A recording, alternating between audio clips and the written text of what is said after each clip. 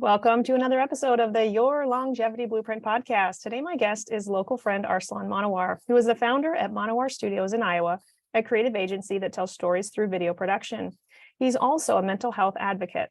Arsalan is dedicated to breaking the stigma of mental health around the world and has amassed 5+ million views through his personal brand dedicated to anxiety and mental health education. And I've been privileged to have had Arsalan take some of my pictures and create my book launch video, which was like over 5 years ago, I think. So we'll just call him a local celebrity for those of us here in Iowa. And I'm so honored to have you on the show. So welcome to the show, Arsalan. Thank you, Stephanie. Thank you for inviting me. Thank you for inviting me to your community. And it's so great to talk to you in person, like digitally. And yeah, so thank you again for having me on. It's a privilege.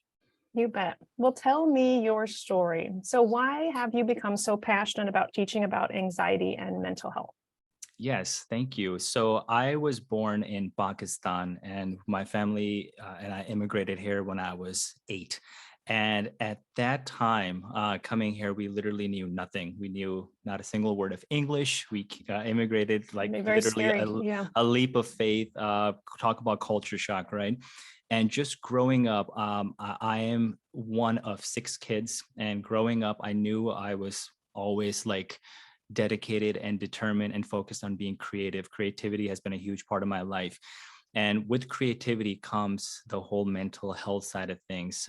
There's a lot of research around this too. Creatives are very prone to mental health related issues, specifically anxiety, which I didn't know this. And the reason I didn't know this is there's a huge stigma when it comes to mental health in the Pakistani and Indian culture. If you think there's a stigma in America, you have no idea how bad it is.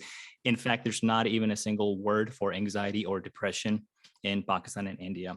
And so growing up, once I really got into my creativity, I started having sensations and symptoms of anxiety, which I didn't know what they were. But it wasn't until I was in my 20s, that I was actually diagnosed with anxiety disorder. And this is when I rushed to the emergency room. I thought I was having a heart attack, which again, fun fact, the majority of people who go to the emergency room thinking they have a heart attack are actually having a panic attack.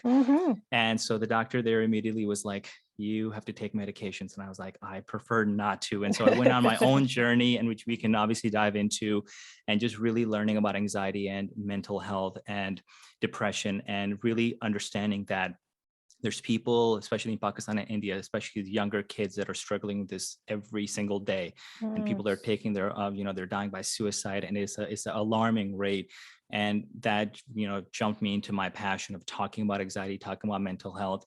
My wife, Crystal, and I were very blessed to have our own business, as you mentioned, Monawar Studios here in Iowa. So we get to do amazing video production, as we did for you, Stephanie.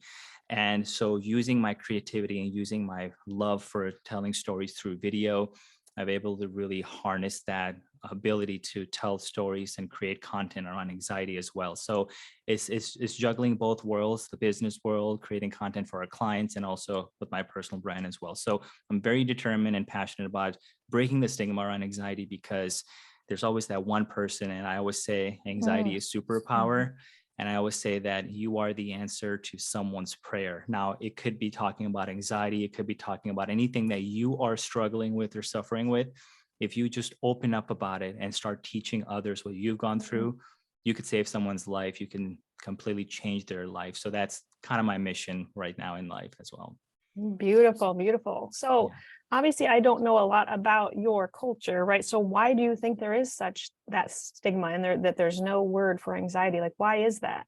Yeah. So, so whenever I talk in front of a group and I talk about growing up in Pakistan, and this is a true fact. So in Pakistan and India, not all parents, but most parents tell their kids they can grow up to be one of 3 things. And so I'm going to quiz you, Stephanie. You can grow up in Pakistan, you can grow up to be one of 3 things as a career. What do you think those 3 things are? Probably bomb this. I don't know. Teacher, doctor. Doctor. Engineer? I don't know. Yes, engineer. Okay. And the third one is a failure. You can be a doctor, an engineer, or a failure. Now, I know that sounds like silly, but it is a cold, hard truth. So why is this important?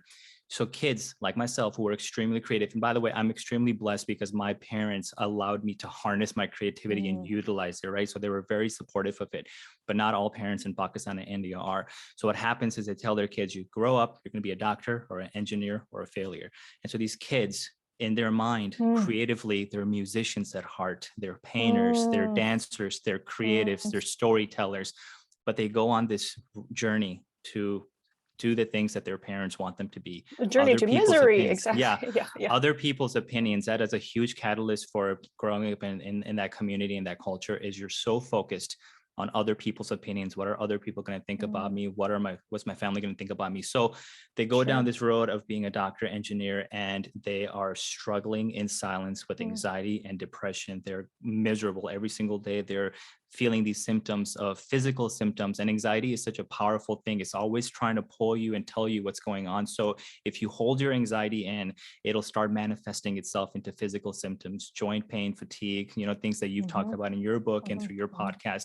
And so the stigma continues to grow, and people, when they start opening up about it, they're kind of shunned. They're like, there's nothing wrong with you. And as men, Mm, talk about stigma as men, if you're like, hey, I feel like I'm struggling, I feel like I'm suffering, mhm. it's like, you need to man up. You need to pull yourself together. You need to be supportive for your family. So there's like really no help, and there's really no end to that. And the end, unfortunately, ends up being people taking their own lives, or going down this, or like leaning on other uh other ways to cope with their anxiety, which could be dangerous and harmful, being addicted to Yep, certain things that yep. are. So yeah, so that's why there's that stigma, is because they're growing up in our culture With these with expectations. these Yeah, expectations yeah. that are completely unrealistic and also do not jive with them. So here in America, it's such an honor to see people tell their children, like, you can grow up to be whatever you want. You can Mm, grow up to be an astronaut if you want, right? And so these kids have this beautiful imagination growing up, mm, and they have that freedom and that flexibility.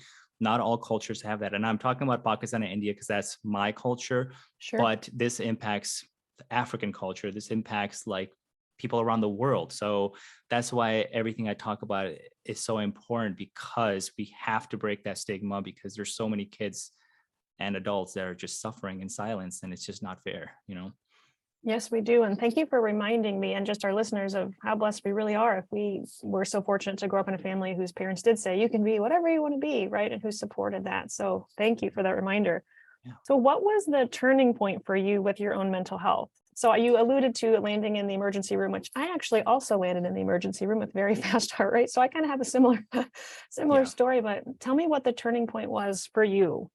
It's Maybe a very expand common on that. thing. Yeah. Yeah. So it was right around the same time that we started our own business, Monawar Studios. And anxiety also, the beautiful thing about, whenever people hear the word anxiety, they always talk about the negative things about it. For me, again, if I ever write a book, Stephanie, it's probably going to be called Anxiety is Your Superpower, because I love it. I I love that. always Yeah. related back to, if you are a fan of superhero movies, and if you're not, I can dive into this. I know Oh, a lot my of your listeners will be. almost 4-year-old is already into superheroes. Okay. So I'm going to have to learn all, Have all you seen about that. do you know the story of Spider-Man and how Peter Parker? Okay, Yeah, yeah, so yeah. when Peter Parker first gets bit by a spider, he's immediately alarmed and frightened. He doesn't know what's going on with him. He's like having this accelerated heart rate. He doesn't know the superpowers that are within him until he starts understanding and figuring out how to harness that power. That's exactly what anxiety is like. When it first hits you, Mm, you get all these symptoms and sensations that you're so unfamiliar with, that have been lingering, that have showed up in their own way, but now they're full on. And the reason that happens is anxiety is trying to nudge you and push you into teaching you how to improve your life. It's this mm, self-discovery manifestation of your own journey. And you're either doing too much of something, you're doing too little of something. What are you doing? How can you change your life? And so when we started our own business, I was at a point in my life where I was just being pulled in two different directions, and I didn't know where I needed to go. I was just trying to find myself. And because I was holding everything in and not talking to anyone, I mm, love my dad, but not even talking to my dad, because I was afraid, the whole, the stigma mhm, around it. And came to find out later that he was super supportive of me starting my own business, but I was mm, really scared. So I was holding a lot in. And I remember it was a summer afternoon. I was in the car. It was super hot outside. And all of a sudden I started like one of the symptoms of anxiety that's really frightening is derealization, meaning you feel like you're out of your body and you start floating. And I felt like I was out of my body, and that scared me. I've never felt that. And my heart started accelerating, and I was checking my pulse, constantly sweating. I was like, I'm having a heart attack. So I, rushed to the emergency room. And when I went in, and the doctor started telling me like, yeah, you have anxiety and here's some medication options. And that was this light bulb moment for me. And that was the big turning point. I was like, okay, I need to figure out what I want to do with my life, because I think that's going to help me. Now, here's another really scary thing about anxiety is I immediately was like, I need to go get a physical and get a clean bill of health, which I always recommend to everyone. Make sure you cross everything off, because it could be something else that's not anxiety. It could be like thyroid related. You might, there's a lot of symptoms of anxiety that mask themselves as other things. It's really important. Thank you for saying that. Yeah. So when people reach out, they're like, I think I have anxiety. I'm like, first step, I don't know when the last time was you got a physical, go get a physical done. Right. And by the way, I should preface all of this by saying that I'm not a doctor, right? I'm not a licensed therapist. I'm not a psychiatrist. So please, as you listen to my story and listen to this journey, I always advocate that, what I'm saying is from my own personal experience of having anxiety disorder for my whole life, but being officially diagnosed like 10 years ago. So I've officially have anxiety disorder diagnosis for 10 years, but always consult with someone that you can trust in as a physician, your family doctor, or whoever you speak with. But get a clean bill of health and make sure there's no other underlying issues, thyroid. And, Stephanie talks a lot about this in her book and on our podcast. And so I got a clean bill of health. Everything was good. Doctor was like, you're one of the healthiest patients I've ever had. So keep doing what you're doing. Thumbs up. I was like, awesome. And then the scariest thing happened. I went home, I was laying in bed, and I was like, okay, clean bill of health. Everything's good. I'm healthy. And then I had the worst panic attack at that point, because my creative brain, the overthinker, the deep analytical person that I am, as most creatives are, started thinking about all the other things that are possibly wrong with me. The doctor got it wrong. I think there's something wrong with my brain. I'm going crazy. I should do a follow-up. I should maybe go get an MRI. Maybe there's something wrong with my brain. And then anxiety started getting worse and worse and worse. And so that's really scary. And everyone who's listening to me who has anxiety is probably going to be nodding their head like, yep. Because like, it's just constant, right? It's this constant overthinking, overanalyzing.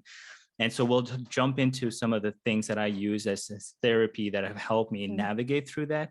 But that's slowly when I started understanding and researching and figuring out my anxiety. And it took 2 or 3 years, but that's when my whole mission, and that was the turning point for me, is to help others, teach others, support others, because you feel like you're alone. Just like anything else, when you get diagnosed with anything, it doesn't even have to be anxiety.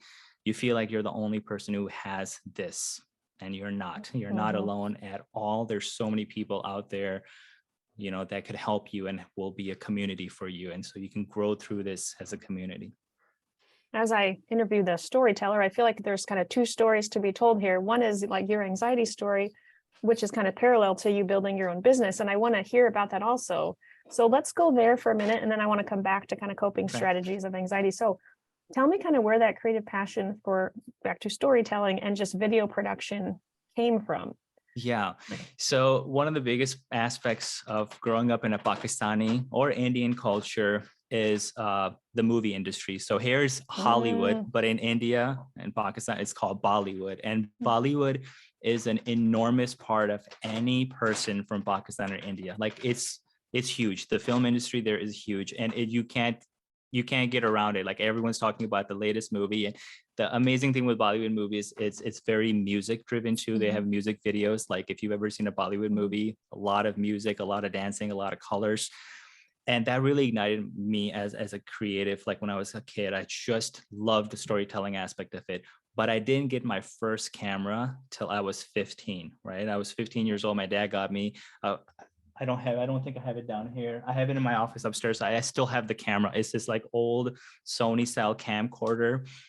You can probably get it on eBay now for like 25 cents. It was like, but my dad got it for me and he's like, here you go. And so I'm like, okay. And so the very first thing my brothers and I started doing was we started recreating scenes from Bollywood movies, meaning we like, so the things that are popular now on TikTok, it's the stuff we were doing when I was like 13, like just taking scenes, recreating them, recreating music videos, and just like nonstop creating video content. And this is when I first downloaded my first version of Adobe Premiere and After Effects, which is the editing suite that I use.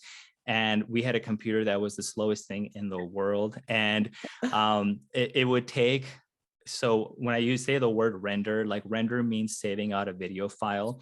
Back then, it would take like 3 days for me to save like a 10-second video out because we had such a slow computer. And I thought that was Wow. normal. I'm like, this is gonna take 3 days. No one can touch this computer. And my family was like, we need to use. So it was really frustrating for them, but it was a growing thing for me. And as I continued to evolve, and when I was 18, I got another camera, I got a new computer, and then we started making our own videos, our own sketches, our own ideas. And I was one of the first YouTubers. So when YouTube came out, I was like, I gotta find a way to share this with other people just for fun, because I think there's other people that might find this interesting. And I created my first YouTube channel, and like it exploded. Like people, especially in Pakistan and India, were like loving these music video recreations. And we can definitely go down this road, but this massive superstar in the Pakistan music industry, he saw a music video that I did of his song, and I obviously gave him credit for it, but I recreated one of his videos, and he reached out to me and he wanted me to do a video for it. This is a huge thing for me. I was like, oh my goodness. How old were you? This is when I was 21. Wow. And so I had no experience with business. I hadn't made a single dollar in business. This is when I was like delivering pizzas for a pizza place while going to college. And I had no business sense whatsoever. So they were trying to work out a deal with me, like, we'll do this and do the contracts. And I had no idea what I was doing.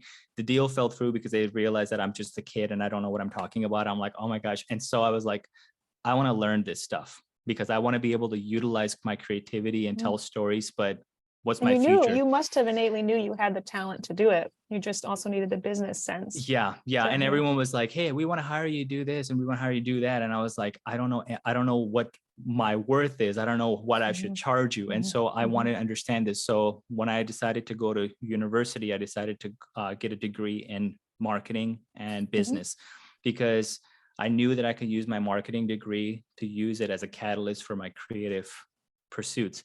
And so when I went to school, I started learning everything about marketing and learning everything about how to market yourself as a creative and what's your self-worth. And so through college, I was able to apply at an ad agency who I was very grateful for that they took me in. They did not have video production was not part of their department. They were like, we don't do video. I'm like, you're a marketing agency and you don't provide video. What?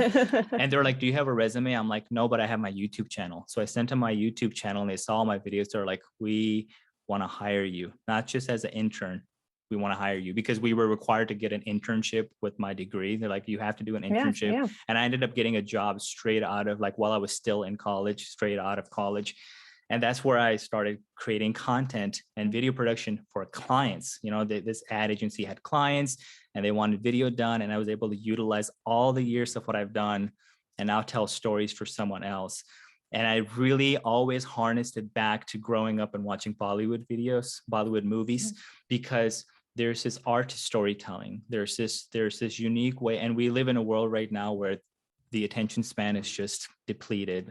The average attention span for anyone is like 7 seconds, meaning if I sent you a video right now, Stephanie, and said, this will change your life. And you're like, Arsalan, this is 20 minutes. I don't have time for that.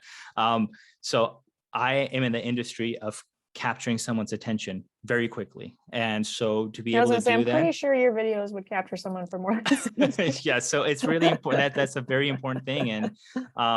And so anyway, so that just really jumped in my career in regards to creating content for clients. And then, you fast forward to then wanting to take the leap of entrepreneurship, going back to how my anxieties. It was a very scary period. It was very frightening. I was very grateful for where I was working, and they gave me the opportunity. They took this kid out of college who had never worked in that realm before. I learned so much through them and with my time there. And then I decided to venture out. And a total fun, random side fact, we no longer do this, but when we first started our business, Monawar Studios, in 2015, that's when it was December of 2015 is when I made the official post, starting our own business. And it was so scary, but so exciting. Something that I never thought I would get into is wedding videos, right? So what happened is one of my friends who was getting married, they're like, hey, I don't know if you do this, but can you do this for me? I'm like, sure. And I started looking up wedding videos and what people do. And I was like, I'm like, no, I want to tell more of a story. I don't want to be Yeah. like, I don't want to Yeah. be Uncle Larry behind a camcorder and then send you the video. Like, I want to tell the story of your day. They're like, yeah, dude, you have creative freedom. And they were eloping, it was an elopement wedding. And I went to Dubuque and I filmed their day. It was just a couple, they were really sweet. I posted the video and it went viral. It blew up. People in Australia and Germany, around the world, were watching this video. They're like, I don't know who this couple is, but I'm sitting here bawling my eyes out. What's going on? And again, the reason I was able to tell the story of their day in a very cinematic way is going back to Bollywood and growing up, like Mm, because learning how to tell a yeah. story was very important for me. So posted that and weddings blew up for us. Like people wanted to book us left and right, and we were doing so many weddings. And weddings are fun, but they're extremely Exhausting. I bet. exhausting. Yeah, because most people don't understand this. As a wedding videographer, what's different for you than compared to, let's say, the DJ or the florist is a DJ will work with the couple leading up to the day, just like we do leading up to the day. At the end of the night, they play their last song, they're done, they're on to the next wedding. For me, I captured all their footage. Now I come home, blank canvas. How do I tell their story in a unique way that's unique to them? And it's Mhm. this art, it's like this Yeah. painting, Yeah. and it takes a while to like really curate that. And I was doing 40 weddings a year nonstop and I was burning myself out. And so I was Mhm. like, okay, something has to change. So that was a whole adventure too. But we do a lot of video content for corporate clients, for small. I would love working with small business clients who are just starting up and, helping tell their story, helping tell their brand story. We love working with nonprofits. That's one of our favorite things to do. Nonprofits who have no funds, and how can we help you tell your story so you can get more funds, you can get more Right. donations. So those are the three tiers of what we do right now: corporate clients, small business clients, and nonprofits. And so that's the business side. And then the personal side, again, is what we've been kind of chatting about so far. Let's go back to that. So you start your own business, which is extremely exciting and very overwhelming at the same time, but you, in essence, had kind of immediate success. I mean, you were doing well. Yeah.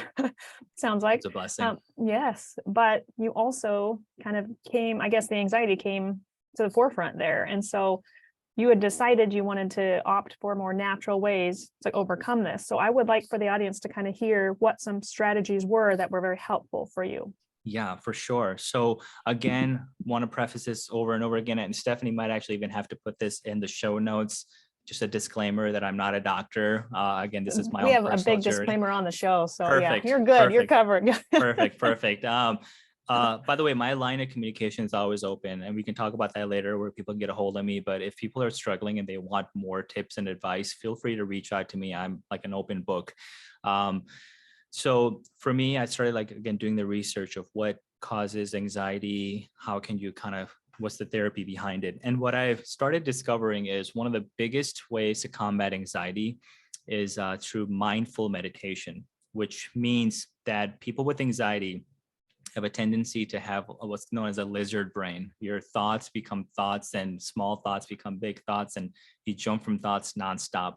You're always thinking about what happened in the past. You're always thinking about what's going to happen in the future, just a fear of everything, which is a blessing in a disguise. It's a blessing because as a creative person, that's my bread and butter. Yeah. Like Yeah. when I'm filming Mhm. something, my brain is already thinking about how I'm going to edit this and how I'm going to tell this Mhm. story. It's a beautiful thing. But the scary thing is when you start having those weird, scary symptoms, you start over analyzing and start thinking about everything. And not even symptoms, you start over analyzing anything when it's like, you might be having a conversation with someone. You might be like, oh my God, did I say the wrong thing? Are they going to judge me? Like it can be very scary. So mindful meditation is literally the practice of sitting and doing breath work and meditating and bringing your attention to the present moment. Your thoughts will constantly flee. They'll want to go from one place to another. Don't judge your thoughts. Don't be judged. There's no judgment here. Let your thoughts go, but then slowly reel them in back to the present moment, and then focus, do a body check, body scan, start from the head, work your way to your toes, just go through and check every symptom. And if you feel an odd pain in your shoulder, kind of focus in on that. What's causing that? It could be anxiety related. And so I started doing mindful meditation. I started noticing it helped. But then something amazing happened. I realized that whenever I'm in a creative state, meaning when I'm editing or when I'm filming, I have no anxiety. I was like, Mhm. that's really interesting. So what I realized is there's a connection between being creative and being in the zone, being focused, hyper focused, almost like as you're daydreaming in a specific spot of like your zone of genius, as they call it. And Stephanie, for you, the things that inspire you, meeting with clients, talking, like, things that make you happy. So when I was being creative, my anxiety was almost non-existent. It's when I wasn't being creative is when my anxiety was worse. And so I found that link. I'm like, the more that you do the thing that you're passionate about, your anxiety slowly falls away. Why is that? Because your anxiety wants you to do more of the things that make you happy. Your anxiety is your friend. Your anxiety is your friend. Your anxiety is not the enemy, right? And that's the scary thing in the beginning. People want this anxiety to go away. I want this thing to go away. Why is this happening to me? I was totally fine yesterday. No, the anxiety is not your enemy. The more you push it away, the more you try to fight it, the stronger it becomes. But it's not the enemy. It's literally trying to teach you something. And at the end of the day, when you take the mask off of anxiety, it's literally you looking back at yourself in the mirror. It's you. It's your subconscious. It's everything. And so I started like figuring out, okay, what are other ways I can do to bring myself to the present moment? Creativity is one of them. Meditation is huge. Journaling is extremely important. I always have something next to me to take notes. And the reason is, as creatives and as anxious people, our mind is just cluttered. We have so many thoughts in our brain, and just jotting them down, whether it's before you go to bed or when you wake up in the morning, just doing what I like to call a brain dump, just getting everything off your brain will really help. The other thing that's helpful is writing out your symptoms and how you're feeling on a specific day. I was doing daily journaling I promised myself I'm going to do daily journaling for 60 days straight. And by the 61st day, I felt insanely different.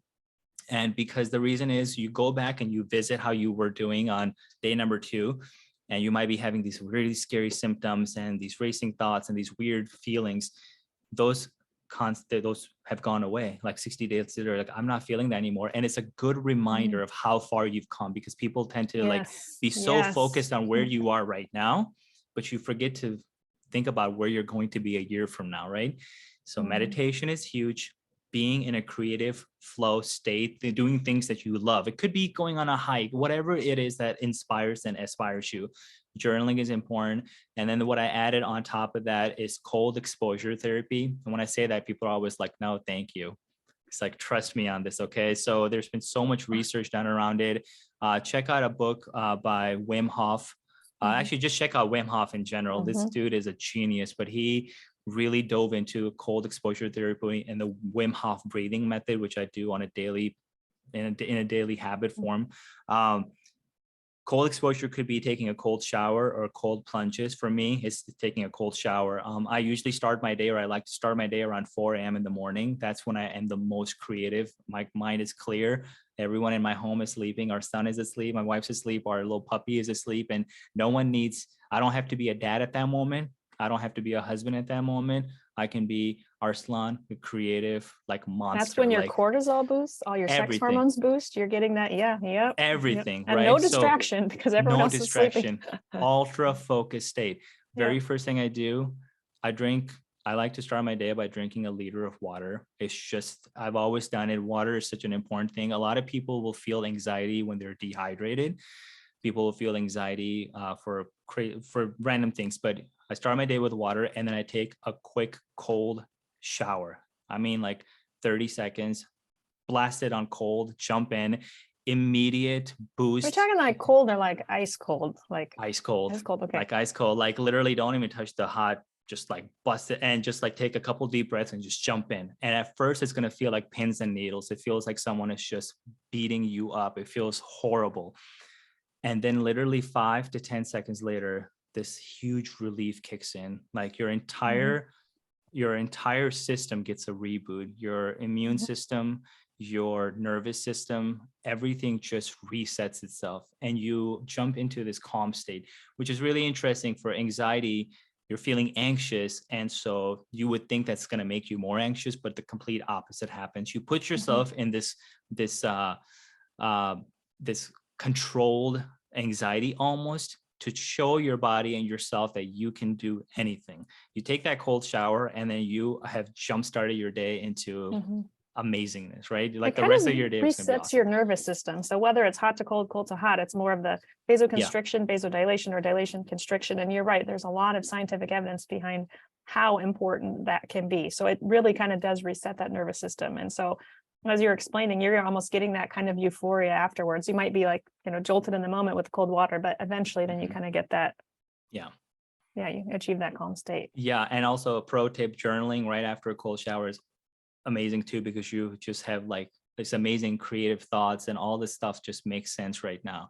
And then cold exposure is really important, and exercise Mhm. extremely important, because when you're in a rut, whether it is like deep despair, for any reason in life, you might be going through the grieving process, you might be just going through anything, exercise. And I don't even don't jump into this because Stephanie's talked about this numerous times, and I'm sure she's had awesome guests who've talked about this, but exercise is a amazing, it's like one of nature's best antidepressants. Mhm. It'll just reset like it'll release the endorphins and the chemicals in your body that your Mhm. brain really, really needs. And it'll just remind you how incredibly powerful you are. It could just be a simple thing as going for a long hike, taking your dog on a walk. And if, jogging for me, I love HIIT training, which is high intensity interval training, because I like to be just my morning routine. I like to just keep it going, because a lot of people, the mistake they make with their morning routines is they use it as a form of procrastination. Their morning routines may be 2 hours long, and then by the time they're done with it, they're exhausted and they don't get anything done. So make sure your morning routine isn't a way to put off the things that you're supposed to be doing. Make sure that it's quick, efficient, you can jump into what it is you want to do. And so the last thing then for my natural, again, just to recap with that, Mhm. meditation, super important. Journaling is important. Cold exposure therapy, um, exercise, and then the last one is intermittent fasting, which has been a huge part of my life for the last 5 years now. When I say that too, people get really nervous because they feel like if you don't know anything about intermittent fasting, definitely do the research. And I have a video on my YouTube channel where I talk about intermittent fasting, but We it's have talked a essentially, lot about that on the podcast. yeah, intermittent, So, and I'm sure yeah. with what you do, Stephanie, that's a huge thing. So I won't jump into the essentials of intermittent fasting, but what I will say, people try to push back at it when I first mention it because they are afraid that if they skip a meal, their blood sugar is going to drop and they're going to feel anxious. And again, it's one of those things where it's like a forced control state of anxiety that helps you combat the symptoms of anxiety. I have found that, so I'm still drinking my black coffee and I won't have my first meal till like 1 o'clock. Black coffee. So the protocol that I use, you can have water as much as you want, obviously, green tea and black coffee. So no sugar, no sweetener, Mhm. nothing like that. It's literally, it won't end your fast. But I find I'm most creative when I'm fasting. When I consume food, I feel sluggish, I feel tired, I feel a Mhm. little bit more anxious because there are certain foods that will also spark your anxiety. Um, Sure. so so for anyone who's even considering it, who's never done it, it doesn't have to be anything extreme either. You can do like a 12, what's known as a circadian rhythm fast, which is just 12 to 13 hours, which actually is not that hard. Like let's say you go to bed Yeah, at it's really 9. not. Yeah. Yeah, you go to bed at 9 and your last meal, let's say, is like at 8. You're sleeping for like the Mhm. majority of that time, And another thing that really, all the stuff that I mentioned will help boost your, like your desire to fast longer. So the cold shower and the drinking of the water, especially in the morning when you're so dehydrated, your body needs an inner bath. Drink your Mhm. water, take your cold shower, and journal, and you'll notice that you can fast even longer. And just notice how different you feel with your anxiety and your symptoms of mental health as well.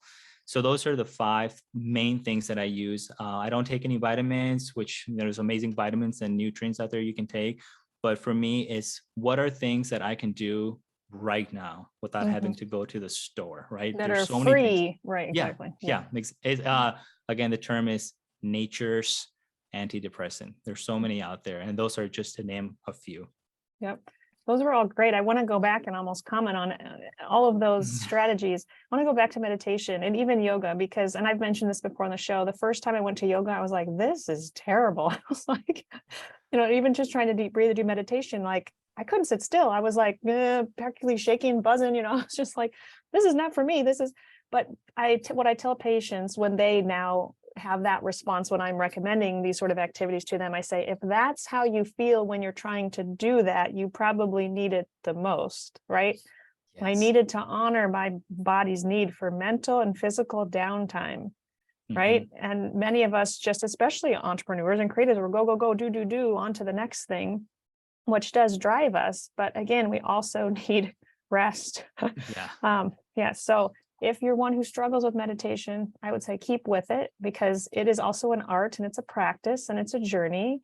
And Mhm. so it may take time to, no one truly, I would say, masters it, but I would say stick with it, because Yeah. when I started, I was a little frustrated Yeah, as it well. can be. It can be Yep. because you like, again, it goes back to the dopamine overload that we have in today's world. We are so addicted to that dopamine drip of like notifications and the Mm-hmm. to-do list and everything. And so what meditation does is it forces you to just not do anything. And that's hard for people because they feel like they need to be doing something. I don't have it with me. There's like an awesome quote I have upstairs. It says, if you're feeling anxious, go for a 30-minute walk. But if you don't have enough time, go for a 3-hour walk because we're so like in our own world. So taking that step back and just doing nothing leads to something, right? And if meditation Mm-hmm. is difficult at first, like I said, breath work, there's like so many Mm-hmm. different breath work techniques out there. I like the Wim Hof breathing way, but there's so many just like 5-minute YouTube guided breath work Yep. techniques you can do, because the There's, way you're yep. breathing too, as you know, Stephanie, you're the way as humans naturally breathe is like half the time we're doing it wrong, which sounds Mm-hmm. odd, but like, yeah, just look up breath work and it'll change your life. And we all have a smartphone. So there are lots of, like you mentioned, free apps with guided meditations and guided breath work and whatnot. So there are lots of resources Yep. available these days. I also want to comment on journaling, because I love that you mentioned, you said something like to the fact where we kind of forget where we've come from. And so as a clinician, I'm always documenting my patient's symptoms, because, if 6 months down the road, they're like, oh man, I don't know if I feel better. But then I can remind them based on the documentation, well, are your hot flashes gone? Are you sleeping okay? How's your energy? Right. And then they remember, oh my gosh, I came in a wreck and now I'm doing much better. Hmm. Sometimes we need that reminder. And so I love journaling. That's something I used to do in college. My journals were like so thick. I would journal every single day, and it's something I gave up. And so hearing you talk about that kind of encourages me to get back to that. Journaling is something I need to do. And then even with exercise too, I want to make a comment there, because I do think some individuals love HIIT, or they love cardio or whatnot. And I think it's important for everyone to find what's best for them, because in my tachycardia mode, when I was in that fight or flight state, I was doing CrossFit because I was raised a gymnast and I was just used to intense activity. And in that moment, that was probably the worst thing I could have been doing. I needed, again, that downtime. And I think we all have different seasons as far as what physical activity we can do. But I guess I just wanted to say, listen to your body, because Yep. maybe you don't need to be doing cardio. Maybe you do, but maybe you don't. Maybe you need to be doing yoga. Yeah. So I just wanted to comment on that. I do want to, I know we keep kind of jumping between, although the stories intertwine, kind of your anxiety story and your business story, but I want to go back to you growing your personal brand, because I do want to ask if you have any advice that you can share for anyone who's starting. Yeah. Obviously, I don't want to say you struggled, you were successful financially, right, in your business, but you did struggle with anxiety and whatnot. And so you probably have learned some lessons along the way. So Yeah, for any of sure. those you want to share? Yes. So one of the biggest mistakes people make, well, there's a lot, but the main ones that I'll talk about when you start your personal brand is you tend to want to fit 10 pounds of content into a 2-pound bucket, meaning you want to talk about everything. You could be passionate about, for example, with me, when I first started my brand, the thing that I was doing wrong is I started talking about anxiety and mental health, but then I started talking about the law of attraction, and I started talking about business, and I started talking about weightlifting, I started talking about intermittent fasting, and it became so complex for me too, because I was trying to come up with content for all those things. And then I started realizing that you really have to just talk about the one thing that you're super passionate about. The You whole really niched concept of, down. yeah, Yeah. the niche thing Yeah. is so the whole the niche, the riches are in the niches is such a true statement.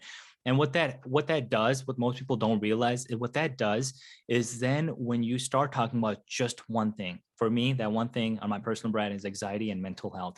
What that does is, even if it's someone who isn't struggling with that right now, when that time comes that they need help with their own anxiety, you're going to be at the forefront of their mind of the person who's the leading expert in that field, right? So then they're going to go back to you and go through your content, and they know what they're going to expect. They know what, like if I posted like tomorrow my top 3 fashion tips for men, it'll throw people off. Like, what's Arsalan talking about? So you have to really focus, hone in on the thing that you're passionate about. If you can't explain it in one sentence, it's too complicated. Just really break it down. What is your one mission statement? What is your one goal? And make that your first line in your Instagram bio or any bio, your first thing. For me, I'm on a mission to break the mental health and anxiety stigma. I want to empower creatives. And my entire mission statement is in the whole anxiety is your superpower. Like that's what I talk about. I love it. Yeah. Yeah. So that's the first thing. The second thing, content has really shifted from where it was 3 years ago to where it is now. 3 years ago, if you asked me, Arsalan, I want to build my brand, what should I do? And I would have told you, Stephanie, the most important thing is quality over quantity. Extremely important. Focus on that. Now, that's not true anymore. What's true now is quantity over quality. And I know that sounds so backwards. So you're saying just get it out there. It doesn't have to be perfect. It does not have to be perfect. That perfectionism will crush your chances of success, right? We, again, as creatives, it is so hard. For me, what's 80% perfect for others will be like, this is beyond perfect. Just post it, and I'm like, but there's just one thing. No, just post it. Again, remember at the end of and the reason why this is important is, again, the biggest thing about personal brands and anything, you're talking to just one person, okay? Just one person. Stop trying to think that you're trying to change the world, which I know you are, and you're on a mission to do that, but just focus on one person. If you're on stage and talking to 100 people, you're talking to one person. And that one person is your own personal journey story that you personally went through. The things that you struggled with and overcame, you're telling your lessons to that person 5 years ago who you wish you had that information. The information I have now, I wish I had when I first got diagnosed with anxiety. I wish I could have found someone equivalent of what I'm doing now, because it would have helped so much in my own story. So that I'm talking to the Arsalan 5 years ago who was struggling in silence, who was suffering, who was going through so much despair. But I say that in a way, when I'm talking in that narrative, there's one person who's struggling right now who will see my story or my message, and they'll tune into it. So just write as if your own personal journey is your superhero. So talk to just one person. Stop making it, and even in your copy, right? Everything you write, copyright it in regards to just you, instead of saying like, people will be like, hey, you guys, today I'm talking, like, don't even say you guys, like, just try to like niche it down to one person. Hey, how's it going? How's it going, friend? Or how's it going, buddy? Like, just if you're talking to one person, it really makes people feel like they're special, and they are, because at the end of the day, it's the one person. For me, to this day, it's one person who's suffering in silence, who might think about taking their life, and they see one of my posts and it completely changes everything for them, right? So just one person. Don't just think about how you write things, and don't write in first person either. Like, don't write it like as you're talking about yourself. Like when I write stuff, like I don't say like, when I was first diagnosed with anxiety, I went through this. I say like, when you go through anxiety, you're going to feel this, and that. You're talking to in you, not I. Again, it's important what you went through, but at the end of the day, it's not about you. It never is going to be about you. It's about the other person. And that's the most important thing. People fail to understand that, and they struggle with building their brand because they make it so much about themselves. And honestly, I don't want to use the word, but it's very cringy too. Like when people talk about themselves too much, it really shows. Like people notice that. They're like, man, you're like everything. That only applies to people that are ultra famous, like the Kardashians. And that's their thing. For us, it's about helping with the people that really need the help. So those are just some tips. And if you guys want more, I'm an open book. So just feel free to reach out. Wise advice. Okay. Is by chance one thing you learned to kind of surround yourself with those who support you and not bring you down? This is in reference to a video of yours that went viral. I think it was called the crab mentality video. So I kind of wanted to ask if that's something you learned along the way, and if that's kind of part of the story behind that video. Yes. Yeah. So right when I was starting our business and I was going through so much anxiety, I started realizing that when I started sharing with people who by the way, I have no remorse. I have no regret of like all the amazing friendships I've made in my life. People will come and go in your life. There's seasons of friendship as well. There's people that'll come in your life to teach you something, and then you'll never see them again. There's people that'll stay with you for the rest of your days. So at that time in my life, people who I was very close to, started sharing with them that I was thinking about starting my own business. And there's people who are still in my life to this day from that moment. Their immediate response was like, that is so exciting. I'm so excited for you. How can I support you on this journey? The people that are no longer in my life that were really important to me at that time were like, what's wrong with you? Like, why would you even do that? That sounds like such a bad idea. Are you sure you want to start a business? Isn't that scary? You should be scared. I would never do that. You shouldn't do that either. That's gonna lead you down like debt. You're gonna go into debt. You're gonna regret this. Just don't do it. People that constantly started judging. And so then my anxiety like was even worse because I was so concerned about other people's opinions.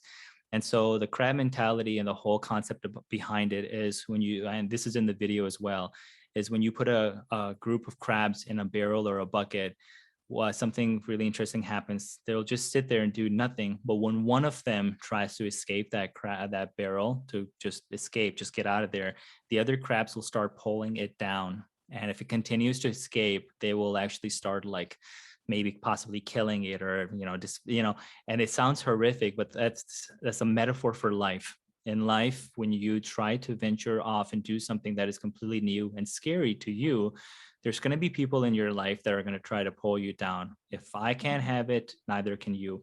And they won't kill you, but they're going to kill your dreams and hopes and desires. They're going to really crush the things that you want to do. And what ends up happening is when you escape that, you understand that the reason, and this all stems back to the one thing that I'm always talking about. People are afraid of the unknown because what it does is it shines a light on them of their own insecurities and their own fears. And so because when they're all scared and fearful inside, they take that out on the people they actually care about. And I'm not saying those people did not care about me. They did care about me, but it really put a light on their own insecurities, and they projected it on me. But I didn't know that at the time. That's a good perspective. Many people Yeah. probably haven't considered. Yeah. It's a very hard thing to understand. Other people's opinions are none of your business. It's theirs. The only thing you can do is control how you feel and your reaction to them. And so I created this video on crab mentality, and it was a very short video, and I posted it because when I started the business and I took that leap of faith, I started understanding that Pakistani culture, Indian culture, African culture, American culture, even people, just like any human being, when they try to start something new and venture into the unknown, they're going to have that pullback, and people that want to do what you're doing, but they're afraid. So they're going to project their insecurities on you. So I posted that video, and it blew up. Like it went viral. And to this day, like people are sharing it nonstop, and people will use it on their podcast or on their videos. And they'll be like, can I use this snippet? And it's not, by the way, it's not an original concept. Like it's been written about before. And that's another really important, going back to content creation. Sorry, I don't, you don't have to recreate the wheel, right? There's a lot of ways. The beautiful thing about what you do as a creative is you can talk about a concept or something that's been talked about a million times over, but the way you say it and the way you speak about it and the way you dive into it with your own personal sense and your own personal creative flow is going to be received by people that have maybe heard this message a million times. And then it's not, like my wife, Crystal, does this all the time. Like she'll tell me something many times and it won't click, but then someone else will say the same thing. I'm like, oh, that's so cool. She's like, I've been telling you about that like for years. My husband. And and I'm like, oh, because I don't know what it is about our brain, and I'll have to like look into this, is something clicks in your brain when someone else says it in a certain way. I don't know what it is, like, and so that's what's the beauty of it. Like I did the crab mentality video. Other people have done it before, but for the way I said it, it must have resonated with more people in a way that I said it, right? Same goes for you guys. Like whatever your niche is, whatever you're talking about, don't be alarmed or afraid if it's such a saturated market. You can talk about things in your own perspective with your own flair that are going to resonate with your audience. Don't care about other people's audiences. Focus on your own. And that's how you grow a brand. I'll definitely post a link to that video in the show notes. And I think it's important to also kind of wrap up on at least what I would say the summary of that video is that it's, and correct me if I'm wrong, but it is to support, or if you support the people around you, their passions and their beliefs will end up supporting you. It's like a circular reasoning, right? Like, It is. Yeah. I don't know how to say that, but No, yeah, no, no. yeah. It makes sense. What it does is it also like it shows you that people who are afraid to express themselves or open up about their insecurities, whether it's anxiety or the things that they want to do in life, they will understand that they can lean on you. Like if you support someone and with that excitement, like to this day, one of the best compliments I get from my friends is if they tell me that they're going to start something, you do something, they're like, Arsalan, your reaction and how you supported me was the catalyst of me doing this, because I want people to thrive. And so when you show that energy, when you put that positivity in the world, when those people are going through something horrific or tragic or scary, they'll lean on you. And that's really important because we have to help those in our lives that are struggling. So yeah, it's a motion. You have to just put it into action and just don't be a crab in a bucket, right? There we go. There we go. Okay. Couple last questions here. I want to commend you for taking some time away from social media. So am I correct? Did you take a whole year off? I mean, did you Yes. take a break? So Yeah. how did you do that and why did you do that? So going back to just talking about burnout and, like just doing too much all at once. We have a son now who's 3, who just turned 3 not that long ago. And I wanted to really like experience every single beautiful moment that he was going through in his development. Everything, all the nuances, watching a child grow up, especially your own child, like just seeing them experience something for the first time, it's unbelievable.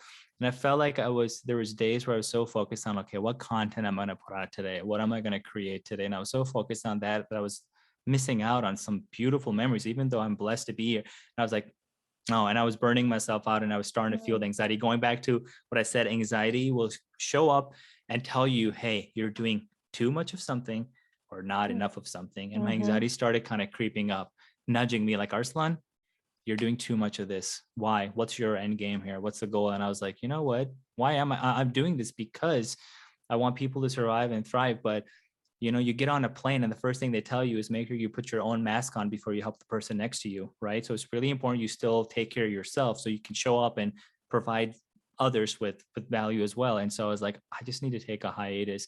And it was originally intended to just be a month off from creating content. And at that time I had my own personal podcast. I was talking about this is when I was talking about all the different bunch of different things.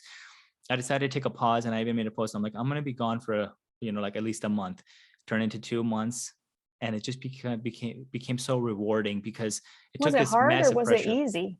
It was hard at first because going back to the dopamine hit, I was getting that dopamine response of like people commenting and sharing and liking. And I had literally did a dopamine reset. I like uninstalled all my social medias from my phone. And as a matter of fact, majority of the time I didn't even have my phone close to me. I just completely put my phone away, which was annoying to some of my family members. They're like, Arsalan, we've been trying to call you. And I was like, we have a studio line. If you want to call me, just please. Like if there's an emergency, you can get a hold of me. And so people were getting frustrated because I wasn't responding. And I was like, you can still get a hold of me. Right. And so it was scary at first because of the dopamine response. But after a month, that dopamine reset combined with everything I was doing, I felt so refreshed. I felt like a monk. It was really bizarre. I felt like really creative. And I was able to focus, again, a lot of my creative efforts on the business clients that I was, working with. And it was such a beautiful experience there too. And then I realized that's the time that I realized that weddings were too extensive and too anxiety inducing. And so that's when we completely decided to eliminate and retire the wedding side of our business, which caused a lot of brides I had to provide a lot of therapy over the phone because people were calling me like, I knew I wanted to book you for my wedding before I even met my partner. Wow, right. And I was like, compliment. I'm like, that's such a beautiful compliment, but I'm so sorry. They're like, can you come out of retirement? I'm like, I'm so sorry. This is a personal decision and I want to follow through with it. And so those 2 months then led to a year, just a year of just completely resetting my brain and resetting and focusing every effort on our son growing up. And the odd thing is like, people are like, did you document those moments? Did you film that? I don't have a lot of like video from that moment because I really wanted to just Be focus in in on the him moment. growing up and Yeah. in the moment, and just it's all in my head. And it was hard for me as a storyteller to not document those things, but I was just so focused, and I kind of fell off the face of the earth. And people were also like, Arsalan, you disappeared. Are you okay? They're just checking on me. It was really sweet. So when I finally logged back on Instagram, I had all these messages, and I just made one big post and said, hey, I'm coming back, right? Slowly, I'm going to make a comeback. And so then what really provided the catalyst for me to really make the comeback after being gone for a year is when Twitch recently, Twitch boss, Stephen Boss, he died by suicide. And I know everyone like has heard the story by now. And when that happened, it was just this jolting moment because, you know, on camera and on video, he seemed like the happiest person in the world. He was going through, he had everything, his wife, his kids, thriving business. He was a multi-millionaire, things people are just constantly working towards. Right. He even posted a video not even that long before he, you know, died by suicide, and people were so confused. So I had a very intimate conversation with my wife because she was very confused by that too. And she was very, very honest and very forward. And she said, hey, I haven't struggled with anxiety and depression the way you have. And she's been a huge support system. And that's a huge thing too. I haven't talked about Crystal. My wife has been an incredible support system in my whole journey. She really helped me go through the journey in a meaningful way. But we had a conversation, and she's like, how could someone like Twitch who had everything, like, why would they take their own life? And so I explained to her that anxiety and depression, the people that are suffering in silence, they're going through something that we'll never understand. You will never understand what they're going through. The way we mask our anxiety, whatever we use for our therapy, like it's really difficult to explain. And until you start opening up about it, and maybe he didn't want to, and he actually talked a lot about his anxiety and depression on podcasts and stuff like that. He's very commendable, but sometimes it gets so dark and scary and for a lot of people. And so I explained to her, and as I was explaining that to her, I'm like, if I'm explaining this to her, there's so many people out there that may not understand the same situation. And so I made one post after coming back. I made one post about my anxiety, was just a quick 60-second video. And by the way, it was a 60-second video from a 14-minute video on my YouTube channel. I literally condensed it down. I took a 60-second snippet and repurposed content. Another pro tip, don't have to create content for everything. You can repurpose it. I hadn't filmed anything new. I posted it, and immediately within 24 hours, I was getting messages from so many people saying they were like this close to ending their life. They saw my video. They stopped. Wow. They were saying, Arsalan, I've missed you. You were my therapy. I'm so happy to have you back. And so just, again, that one person just reignited that passion. And I was like, okay, now I know what I need to do. I don't need to talk about a million other things that I was talking about before. The reason I was feeling burnt out, I need to talk about the one thing that is super important to me and what I want to share with the world is how can you understand that anxiety is your superpower and just breaking that stigma. So that's what my mission is. I'm only talking about mental health and anxiety on my Instagram channel, on my YouTube channel. And that's the personal brand. And obviously Monawar Studios, we're doing amazing stuff for wonderful clients that we're producing as well. So that was why I took the year off and why I'm slowly making the comeback. Yeah. Wonderful. Let me go back. My next question was going to be where listeners can find you, and you kind of just answered that. So on YouTube, Monawar, M-O-N. Yeah.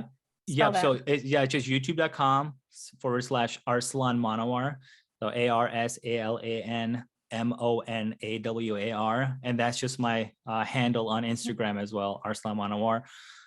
And that's the two places where I post most of my content. And if you do direct message me, if I don't respond right away, please forgive me because my DMs usually fill up very quickly, but I will definitely try my best to get back as soon as possible. Stephanie knows this. She's personally experienced this. Sometimes Arsalan will fall off the face of the earth. So I will reply there as well. But those are the two places where you can definitely get a hold of me.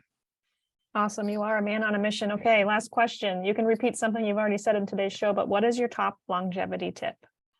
Yes. Okay. The tip, like it relates again back to what are forms of healing and therapy that you can do that are natural, where you don't feel like you're overcomplicating it. So if you do anything today, if you try anything at all, I would definitely say give cold exposure and breath work a try. Those two things are going to be like the catalyst for anything moving forward, because they'll ignite the powers within you.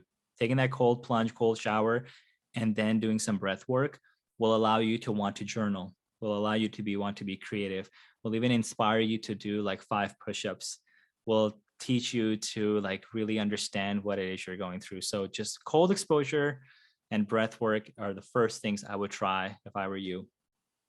Love it. Gosh, this Yeah. was such a good show. It's like, well, how do I conclude this? Well, I will conclude it saying thank you for coming on the show and coming back to social media and sharing your personal journey with anxiety and really pivoting and niching down your career to focusing on helping those with our mental health crisis and being a voice for those who struggle in silence and sharing that anxiety can be a superpower. I hope that is really what the listeners get from this episode, is that anxiety can be that superpower. You're so easy to talk to, great to listen to. So you're a blessing. Thank you for coming on the show today. Thank you, Stephanie. And thank you to all the listeners. We appreciate every single one of you. Thank you.